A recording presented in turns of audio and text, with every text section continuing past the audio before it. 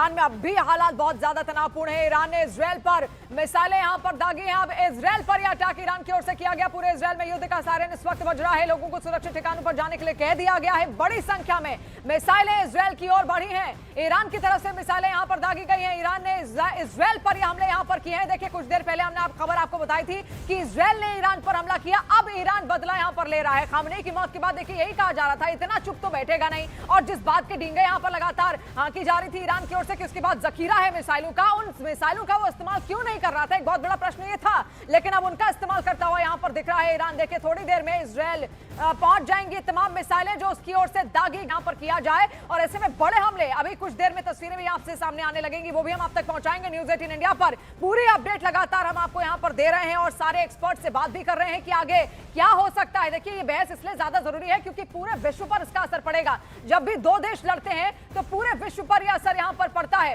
और देखिए, आईडीएफ का इस बीच एक बड़ा बयान निकलकर सामने आया। आईडीएफ ने कहा कि हमने सारी मिसाइलें ध्वस्त कर दी हैं जो ईरान ने हम पर फेंकी थी। आईडीएफ यानी कि इजरायली डिफेंस फोर्स जो लगातार एक्टिव वहां पर है और बड़ी संख्या में जितनी मिसाइलें वहां पर आ रही हैं उसको ध्वस्त किया जा रहा है। देखिए, हवा में उड़ती हुई मिसाइल यहां पर आई और किस तरीके से उसको ध्वस्त करता हुआ इस वक्त आईडीएफ दिख रहा है। वहां का जो एयर डोम सिस्टम है वो भी अपने आप में काफी ज्यादा डिफेंसिव यहां पर है। वॉर ब्रेकिंग के जरिए देखिए, बड़ी खबर इस वक्त यही है कि ईरान ने इजरायल पर कई मिसाइलें दागी, लेकिन आईडीएफ का दावा है कि जो मिसाइलें दागी गई हैं उनका खात्मा यहां पर कर दिया गया है। थोड़ी देर बाद तस्वीरें लगातार स्पष्ट होने लगेंगी। जैसे जैसे तस्वीरें हमारे सामने आएंगी हम आपके सामने यहां पर रखते चले जाएंगे। लेकिन उससे पहले ये तमाम तस्वीरें आप यहां पर देखिए। आईडीएफ का बयान भी वो देखिए जहां पर ईरान की मिसाइलें मार गिराएंगे, ये आईडीएफ ने यहां पर कहा है। ये तस्वीर आप देखिए, ब्लास्ट हो रहा है जगह जगह। ऐसे हालात वहां पर लगातार बने हुए हैं जो तनावपूर्ण यहां बने हुए हैं। अशोक सज्जनहार जी भी लगातार हमारे साथ मौजूद हैं। अशोक जी, आपसे समझना चाहूंगी क्योंकि देखिए, ज्यादा लंबा तो नहीं लग रहा है कि ये युद्ध अब चलता हुआ यहां पर दिखेगा। ईरान अब तक बहुत सारी मिसाइलें उसके पास रखी हैं, अब भी उसने उन मिसाइलों का प्रयोग किया नहीं है जिससे बहुत बड़ी तबाही वो यहां पर इजरायल को दे पाए, और देगा भी कैसे। उसका तो आयरन डोम सिस्टम पहले ही बहुत ज्यादा मजबूत है और अमेरिका का बैकअप भी है। जी, आप बिल्कुल ठीक कह रहे हैं। देखिए, एक तो उसका आयरन डोम सिस्टम है, उसके ऊपर उसके और भी अपने बैलिस्टिक मिसाइल डिफेंस सिस्टम लगे हुए हैं। केवल आयरन डोम तो बिल्कुल आखिरी उस पर है, परंतु उसके ऊपर 3 उसके और ऐसे डिफेंस सिस्टम्स लगे हुए हैं। देखिए, एक चीज मैं और बताना चाहूंगा, पिछली बार जब हमला हुआ था तो ये जो मिसाइलें हैं ये सब सऊदी अरेबिया, जॉर्डन वगैरह से होकर ये जाती हैं, इजरायल पहुंच सकती हैं। और तब ये वाले देशों ने भी कहा था हम अपनी सुरक्षा करने के लिए। रोकना चाहूंगे, एक और तस्वीर यहां से सामने आई है। देखिए, ईरान में ये तस्वीर है जहां पर लोग काले झंडे लगाते हुए यहां पर दिख रहे हैं। आप देखिए, काले झंडे लगाते हुए यहां पर देखे जा रहे हैं, लोग रो रहे हैं, बिलख रहे हैं। उनकी कई सारी तस्वीरें लगातार हम आप तक पहुंचा रहे हैं। ईरान में ये मातम है एक तरीके से, खामनेई के जाने के बाद, उसके मारे जाने के बाद ये मातम मनाते हुए ये तमाम लोग वहां पर आपको दिख रहे हैं। आप देखिए, हाथ में एक काला झंडा भी बकायदा है, काले कपड़े पहनकर वो लोग वहां पर पहुंचे हुए हैं। चेहरे पर एक शिकन है, एक नाराजगी है, एक अफसोस वहां पर है, गम है उनके चेहरे पर। और खामनेई के जाने की वजह से, उनके खात्मे की वजह से, जिस तरीके से इजरायल ने उनको अपना टारगेट बनाया, अपना निशाना बनाया, अमेरिका ने जिस तरीके से उनको यहाँ पर खत्म किया गया। इमाम रजा में यहाँ पर देखिए ये काला झंडा ले जाया जा रहा है, जिसका सीधा मतलब ये है कि हम बदला लेंगे, हम बिल्कुल उसी तरीके से बदला लेंगे जिस तरीके से उन्होंने ईरान के supreme leader Ayatollah Ali Khamenei को मार गिराया है, उसी का बदला यहाँ पर लिया जाएगा। आप देखिए, वहां पर ये काला झंडा ले जाने का मतलब ही यही है कि इसका बदला लिया जाएगा, यानी कि बैकफायर फिर से यहाँ पर किया जाएगा। और ये तमाम तस्वीरें वहां से जुड़ी हुई लगातार हम आप तक पहुंचा रहे हैं, क्योंकि खामनेई की मौत पर कहीं जश्न है तो कुछ लोग ऐसे हैं, कुछ चेहरे ऐसे हैं जो बिल्कुल गम में इस वक्त मातम में डूबे हुए नजर आ रहे हैं।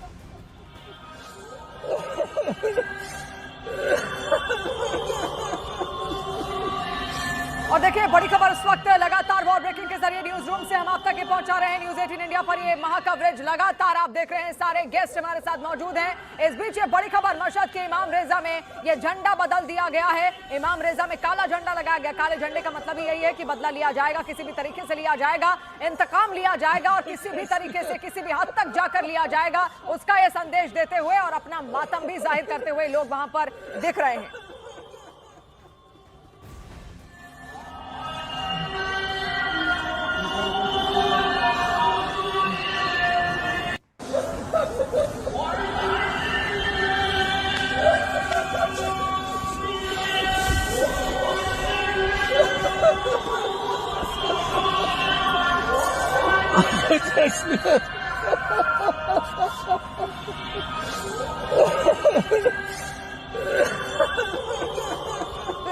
लगातार हम आपको यहां पर दिखा रहे हैं और एक बड़ी खबर भी एक बार फिर से यहां पर सामने आ रही है। बड़ी खबर इस वक्त ईरान इजरायल युद्ध से जुड़ी हुई। दुबई में फिर से धमाके हुए हैं, दुबई में फिर से धमाके महसूस किए गए, दुबई में फिर से अटैक यहां पर हुआ है ईरान की ओर से। फिर से कल हमने तस्वीर आपको दिखाई थी बुर्ज खलीफा के आसपास किस तरीके से अटैक वहां पर किया गया और फिर से अभी खबरें सामने आ रही हैं कि दुबई में फिर से धमाके हुए हैं। इसके अलावा दुबई का जो इंटरनेशनल एयरपोर्ट था वहां पर भी अटैक किया गया था।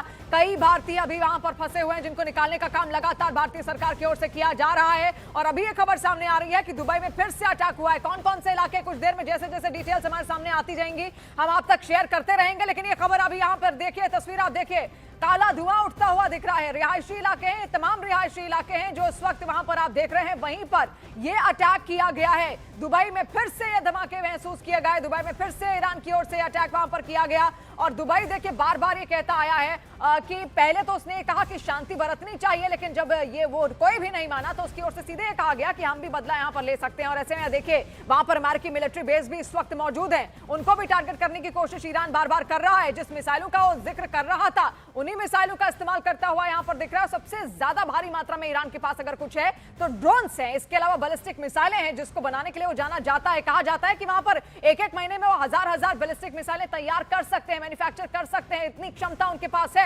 इसके अलावा भी बहुत खतरनाक मिसाइलें उनके पास यहां पर मौजूद है जिसका इस्तेमाल अभी तक उसने किया नहीं, और अगर करेगा एक बड़ी तबाही वो उस क्षेत्र में यहां पर आ सकती है। दुबई से तस्वीर आप यहां पर देखिए, फिर से वहां पर मिसाइल्स बरसाई गई हैं। डर का माहौल अब भी दुबई में वहां पर है क्योंकि लोग इस वक्त घरों के अंदर हैं और बाकायदा वहां की जो सरकार है, जो प्रशासन है, वहां के लोगों के लिए एडवाइजरी भी जारी कर रहा है। अभी मिली जुली तस्वीरें आप यहां पर देखिए, जश्न भी है, मातम भी है। ईरान की तस्वीरें अलग अलग हम आपको दिखा रहे हैं 6 तस्वीरों के जरिए। आप देखिए ऊपर आपको मातम दिखेगा, रोते हुए लोग दिखेंगे, बिलखते हुए लोग दिखेंगे जो कट्टर समर्थक थे खामेनेई के, लेकिन नीचे वो लोग दिखेंगे जो खामेनेई को बिल्कुल एक रत्ती पसंद नहीं करते थे। वो बिल्कुल नहीं चाहते थे कि वो सत्ता में बने रहें, वो बिल्कुल चाहते थे कि अमेरिका इसी तरीके से हमला करे और खामेनेई को सत्ता से बेदखल कर दे, क्योंकि उन्होंने भी बहुत सारे प्रदर्शन करके बहुत प्रयास किए लेकिन कुछ हुआ नहीं। तो नीचे नाचते गाते लोग भी आपको वहां पर दिख रहे हैं, लेकिन ऊपर की तस्वीरें अगर आप देखेंगे तो सब मातम में इस वक्त खोए हुए हैं। यहां तक कि कई टीवी एंकर्स भी रोते बिलखते वहां पर देखे गए हैं। तो ये अलग अलग मिली जुली तस्वीरें ईरान से लगातार हम आपको दिखा रहे हैं।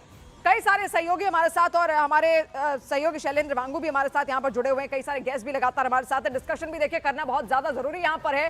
शैलेंद्र, क्या फायदा हुआ अभी तक? चलिए हमने ईरान की तो बहुत सारी बातें यहाँ पर कर ली, लेकिन यूनाइटेड नेशंस का भी क्या फायदा हुआ? यूनाइटेड नेशंस की एक बैठक कल होती है, लेकिन ऐसा तो है नहीं कि उसको सुनने के बाद या फिर वहां जो बातें हुई कुछ अगर निंदा भी यहाँ पर अमेरिका की कर दी गई तो अमेरिका को आकर रोक कौन पाएगा? खुद तो एक बहुत बड़ा फंड रेजर है यूनाइटेड नेशंस के लिए अमेरिका, तो उसको क्या रोकने के लिए कोई भी ऑर्गेनाइजेशन बनी है? क्योंकि अपनी मनमर्जी देखिए ईरान में, ठीक है ईरान जो कर रहा था वो गलत है था एक तरीके से, क्योंकि बहुत सारे वॉरहेड्स वो तैयार कर रहा था जो कि बहुत बड़ा खतरा पूरे मिडिल ईस्ट के लिए होता, लेकिन भाई अमेरिका को भी तो रोकना बहुत जरूरी है। टैरिफ की मनमर्जी, कहीं पर भी हमला, वेनेजुएला में मादुरो को उठा के ले आए।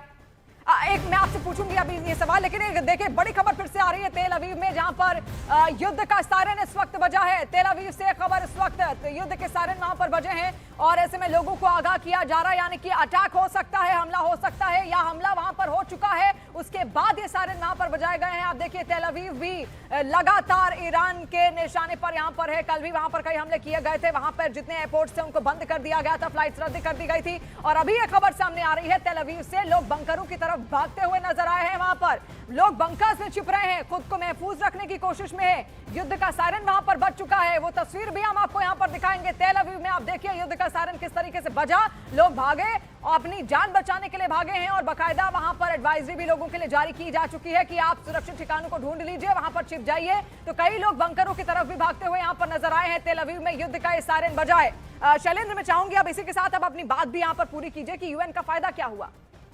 देखिए यूएन के पास आज की तारीख में पावर्स नहीं है वो किसी भी युद्ध को रोक पाने में। हमने ये भी इससे पहले भी देखा कि जब यूक्रेन और रूस का जब युद्ध शुरू हुआ तो उसमें भी यूएन कुछ कर नहीं पाया। वहीं अगर हम भारत और पाकिस्तान फिर से आपको यहाँ पर माफी चाहूंगी, रोकना चाहूंगी, क्योंकि यहाँ पर ये तस्वीर अभी यहाँ पर सामने आई। देखिए इजरायल की तस्वीर है, रेड जोन, ये तमाम इलाके यहाँ पर घोषित किए गए जो इस वक्त हम आपको लाल डॉट से यहाँ पर दिखा रहे हैं। सायरन यहाँ पर बज रहा है, लोगों को कह दिया गया है बंकरों में चले जाएं क्योंकि यहाँ पर हमला कर सकता है ईरान। ये लगातार खबरें यहाँ पर सामने आ रही हैं और देखिए उसका जो पश्चिमी फ्रंट है खासतौर पर बहुत ज्यादा है, जो ईस्टर्न फ्रंट है उसमें भी थोड़ा बहुत इलाका आप देखिए, जेरूसलम से हटकर जो इलाका है वहां पर भी आप देखिए इर्द गिर्द बहुत सारे ऐसे इलाके हैं जिनको रेड जोन घोषित किया जा चुका है, यानी कि यहाँ पर भी एक बहुत बड़ा थ्रेट है और इसी वजह से वहां पर लोगों को आगाह किया जा रहा है। इजरायल की सरकार लगातार कोशिश यही कर रही है कि उनके जो लोग हैं वो महफूज रह सके। वहां का एयर डिफेंस सिस्टम अपने आप में बहुत ज्यादा सतर्क और बेहतरीन भी यहाँ पर माना जाता है और इसीलिए आईडीएफ बार बार ये कह रहा है जो हमले ईरान कर रहा है हम उसको रोक ले रहे हैं। शैलेंद्र, देखिए बिल्कुल इस वक्त जो हालात बने हुए हैं वो बिल्कुल वैसे ही हैं जो अब से 24 घंटा पहले थे, क्योंकि वहाँ पर लोकल टाइम 10 बजे सुबह 8 बजे सुबह अटैक हो चुका था और अगला अटैक जो है वो 10 बजे के आसपास हुआ। लेकिन फिलहाल आयतुल्ला अली खamenei की मौत के बाद भी ईरान की तरफ से जो कार्रवाई की जा रही है वो वैसी ही है जो कल 24 घंटे पहले चल रही थी। तो जाहिर तौर पर अभी फिलहाल ईरान रुकने वाला नहीं है। उन्होंने एक पोस्ट के जरिए साफ कर दिया है कि एक बहुत बड़े पैमाने पर वो टारगेट करने जा रहे हैं यूएस बेसिस को भी और साथ ही साथ इजराइल को भी। लेकिन कहीं ना कहीं इजराइल का जो डिफेंस सिस्टम है जिसके लिए पूरी दुनिया में वो जाना जाता है, जो आयरन डोम उनका है, तो ऐसे में सीधे जो अटैक्स किए जा रहे हैं इजराइल पे उनको तो फिलहाल विफल किया जा रहा है। लेकिन अहम बात यह भी है, इस बार आपको बता दें शिवानी की इंटरेस्टिंग बात यह है कि जो शाहेद ड्रोन्स का इस्तेमाल ईरान करता आ रहा है जिसके लिए वो काफी पॉपुलर भी माना जाता है, उसी शाहेद ड्रोन्स का रेप्लिका इस बार माना जा रहा है कि अमेरिका ने बनाया है। यानी कि ये वो ड्रोन्स है जिनका इस्तेमाल सिर्फ एक बार होता है टारगेट करने के लिए, वो वापस नहीं आते हैं। तो शाहेद ड्रोन्स की ही एक कॉपी बना के अमेरिका ने इस बार सीधे ईरान पर ही हमला किया है। तो जाहिर तौर पर जो इसकी प्लानिंग थी, अब जो रिपोर्ट सामने आ रही है, अमेरिकी रिपोर्ट सामने आ रही है, उसमें यह जा रहा है कि इस वॉर की प्लानिंग, इस हमले की प्लानिंग पिछले 2 महीनों से चल रही थी और शुरुआत तब हुई थी कि जब इजराइल के प्रधानमंत्री अमेरिका के राष्ट्रपति से मिलने के लिए यूएस गए थे। उस वक्त वो मुलाकात हुई थी, उसी तक भी तय हो गया था कि आने वाले 2 महीनों के अंदर इस तरह का कदम उठाया जाएगा और उसमें तमाम फैक्टर्स पर बात की गई थी कि किस तरह से राइजिंग लॉयन के बाद अब रोरिंग लॉयन की शुरुआत होगी। बेशक दीपक वोरा जी, मैं चाहूंगी आप जरा बताइए, क्योंकि जिस तरीके का माहौल इस वक्त ईरान में लगातार बना हुआ है, देखिए बहुत अच्छे दोस्त होने ना बहुत ज्यादा जरूरी है। जब मुश्किल घड़ी आए तो आपका साथ यहां पर दे दें। ईरान के साथ ऐसा कुछ भी होता हुआ दिखा नहीं। पहले ये कहा जा रहा था कि लगातार रूस उसकी मदद करेगा, चीन मदद करेगा, लेकिन फिर बार बार मैंने बहुत एक्सपर्ट से बात की, उन सबने यही कहा कि वो हथियार दे देंगे लेकिन सामने नहीं आएंगे, और वही हो रहा है। ईरान एकदम अलग हो चुका है पूरे मिडिल ईस्ट में। ये साफ जाहिर है कि अपना सिपाही कोई वहां नहीं भेजेगा, ना रूस भेजेगा ना चीन। चीन तो वैसे ही नपुंसक फौज है, वो कुछ नहीं करेंगे वहां पर। अब मैं 3-4 मिनट के लिए आपके साथ हूँ, फिर मैं जा रहा हूँ। इतना बता देता, आपने तस्वीरें दिखाई थी जो लोग मातम मना रहे थे, वो 4 लोग वहां जाके चूम रहे थे उसकी दीवार को, आए क्या हो गया, आए क्या हो गया। ये 4-5 लोगों के मातम मनाने से कुछ नहीं होता। वहां पर जो मुझे खबर आई है, जश्न का माहौल है। लोग तंग आ चुके थे मुल्लों से, वो मुल्ले चले गए, वो बड़े खुश हैं। दूसरी चीज, आपने इजराइल का जिक्र किया, ये सही है। मैं right now as I am speaking to you, जब मैं आपसे बात कर रहा हूँ, मैं इजरायली टेलीविजन देख रहा हूँ, वो कह रहे हैं कि बैलिस्टिक मिसाइल्स दागी हैं टेल अवीव और नॉर्दर्न इजराइल की तरफ। लेकिन आईडीएफ ने दावा किया है कि एक भी टेल अवीव को नहीं मार पाएगी। ये इजराइल का दावा है। अब सही है कि नहीं, थोड़ी देर में पता लग जाएगा। तो मेरा अपना मानना है कि मैडम, जब मोमबत्ती बुझती है तो उसकी लौ बड़ी तेज हो जाती है। यही हाल है ईरान का। दिखाने की कोशिश कर रहा है कि अभी भी मुझ में दम है, उसमें दम नहीं है। ये दिखाने के लिए है, कुछ नहीं कर पाएगा। मैं आप देखते जाइएगा, मैं फिर आपसे जुड़ूंगा बाद में। But you have given magnificent coverage, और आपको मुबारक हो जितनी शानदार आपके चैनल ने कवरेज की है इस जंग की। So thank you very much. बहुत अच्छा लगता है जब आपके साथ होता है। बहुत बहुत धन्यवाद दीपक वोरा जी। और बिल्कुल बेशक ये सारी बातें यहाँ पर निकल कर सामने आ रही थी कि ईरान अब आगे करेगा क्या। अशोक सज्जनहार जी भी लगातार हमारे साथ यहाँ पर हैं। अशोक सज्जनहार जी, आपसे भी मैं यहाँ जानना चाहूंगी, ईरान की जो स्थिति इस वक्त है, आप क्या देख रहे हैं? बहुत लंबा लगता नहीं है कि अब वो झेल पाएगा इस युद्ध को? जी आप बिल्कुल ठीक कह रहे हैं संगीता जी, बिल्कुल झेल नहीं पाएगा। उसकी जैसे हमने बताया, एकदम वो हताश हो गया, और ये हताशा भरे इसके जो काम हैं, जो यहाँ पर वो यूएई, बहरीन वगैरह उसके ऊपर हमले कर रहा है। और जब वही होता है, जब एक जख्मी हो जाता है तो हाथ इधर उधर वो फहराना शुरू कर देता है। कुछ उसमें कोऑर्डिनेशन नहीं है, कुछ उसमें प्लानिंग नहीं है। तो यही वो कर रहा है। जो हमारे पास मिसाइल हैं, ठीक है, इसराइल के ऊपर भेज दो, इधर मिडिल ईस्ट के जो देश हैं उनके ऊपर भेज दो, उसका असर किसी का नहीं होने वाला है। वो बहुत ही एकदम टूट चुका है, हताश हो गया है, और उसकी वजह से ये सब काम हो रहे हैं। तो मेरे विचार से कुछ समय तक ये चलेगा, क्योंकि उनका जो कमांड एंड कंट्रोल सिस्टम है वो वहाँ पर बना हुआ है, बना रहेगा। परंतु उसके बाद एकदम वो ढह जाएगा, और उसके बाद हमें देखना पड़ेगा।